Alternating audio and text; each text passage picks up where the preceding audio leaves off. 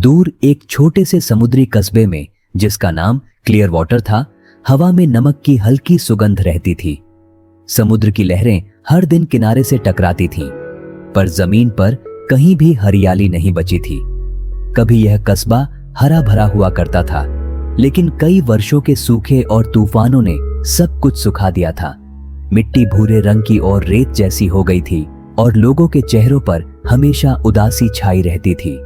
इस कस्बे में एक छोटी लड़की रहती थी, ऐना। उसकी उम्र केवल 9 वर्ष थी, लेकिन उसके मन में आशा भरी हुई थी।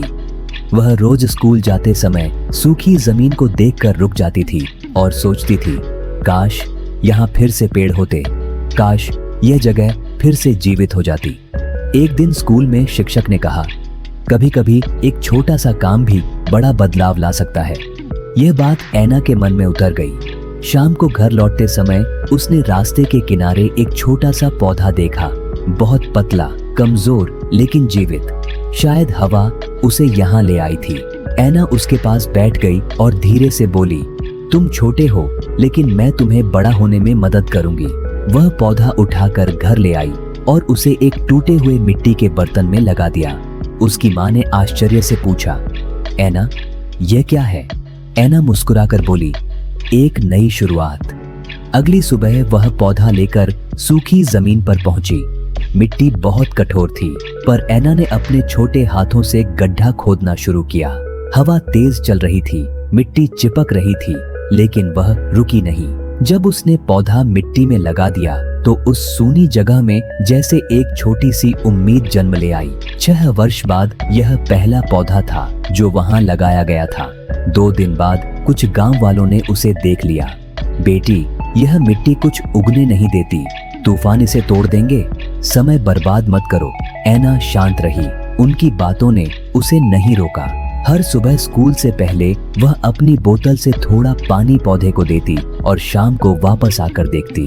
कभी पौधा झुक जाता, कभी धूल जमा हो जाती, पर ऐना हमेशा उसे सीधा कर देती।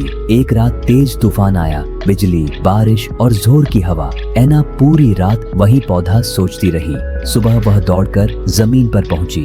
पौधा जीवित था, बस थोड़ा झुक गया था। ऐना ने मिट्टी दबाकर उसे संभाला और धीमे से बोली, तुम मजबूत हो। समय बीतता गया। पौधा धीरे धीरे बड़ा होकर एक छोटे पेड़ जैसा दिखने लगा। उसमें नए पत्ते आए और उस हिस्से में हल्का सा हरा रंग दिखाई देने लगा। कुछ लोग रुककर उसे देखने लगे। कोई कहता, अजीब है, कितना जिद्दी पौधा है। कोई हल्की मुस्कान देकर आगे बढ़ जाता। एक दिन एक छोटा लड़का, जिसका नाम बेन था, ऐना के पास आया और बोला, क्या मैं मदद कर सकता हूँ? ऐना खुश होकर बोली, हाँ बिल्कुल। फिर दोनों रोज आने लगे। बेन पानी लाता, ऐना मिट्टी साफ करती। दोनों मिलकर पौधे की देखभाल करते। 3 महीने बाद पेड़ की ऊंचाई लगभग ऐना के कंधे तक पहुंच गई। अब वह सूखी जमीन में एक नया जीवन जैसा लगने लगा। एक दिन कस्बे का अधिकारी वहां आया। उसने पेड़ देखा और पूछा, यह किसने लगाया? सब एक दूसरे को देखने लगे। ऐना आगे आई और बोली, मैंने। अधिकारी ने आश्चर्य से पूछा, तुम्हें लगा यह पेड़ उग जाएगा? ऐना ने बिना हिचकिचाहट कहा, हाँ, क्योंकि शुरुआत तो किसी एक को ही करनी होती है। उस दिन के बाद लोग पेड़ के पास अधिक आने लगे। कोई बैठता, कोई ठंडी छाया में रुकता, कोई तस्वीर लेता। धीरे धीरे लोगों ने सोचा, हम भी कोशिश कर सकते हैं। एक सुबह ऐना और बेन पानी देने आए तो उन्होंने देखा पेड़ के पास 4 नए पौधे लगे हुए थे। किसने लगाए कोई नहीं जानता था, पर किसी ने चुपचाप ऐना से प्रेरणा ली थी। अगले सप्ताह कुछ और लोग पौधे लाए। स्कूल के बच्चों ने जमीन साफ की। दुकान वाले ने एक छोटा बोर्ड लगाया, हरियाली लौटाओ। 1 महीने में पूरी जमीन छोटे छोटे पौधों से भर गई। जहां पहले रेत जैसी सूखापन था, अब वहां जीवन की छोटी छोटी निशानियां दिखाई देने लगी। 6 महीने बाद मौसम बदला और पूरी जमीन हरे रंग से भर उठी। पक्षी लौटने लगे, तितलियां उड़ने लगी और हवा में हल्की ठंडक महसूस होने लगी। एक शाम ऐना स्कूल से घर जा रही थी, जब उसने देखा लोग वहां बैठकर पिकनिक मना रहे हैं। बच्चे खेल रहे हैं, बड़े बातचीत कर रहे हैं और हवा में हरियाली की सुगंध थी। पहले सूखी जमीन अब एक सुंदर हरे मैदान की तरह दिखने लगी थी।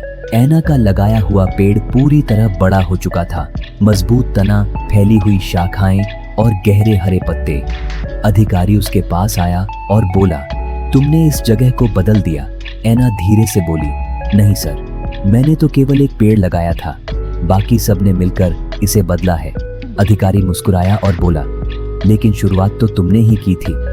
यह बात ऐना के दिल में हमेशा के लिए बस गई। 1 वर्ष बाद क्लियर वाटर कस्बा हरी भरी जगह के नाम से मशहूर हो गया। लोग घरों में छोटे बगीचे बनाने लगे, स्कूल में बच्चे पर्यावरण पर चर्चा करने लगे और पर्यटक भी उस मैदान को देखने आने लगे।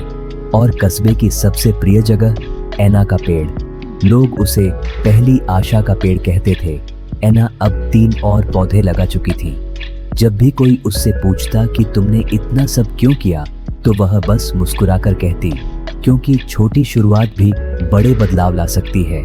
और हर शाम जब सूरज उस पेड़ के पीछे छुपता, ऐसा लगता था जैसे पूरा आसमान भी ऐना की बात से सहमत हो। छोटी शुरुआत सच में मायने रखती है।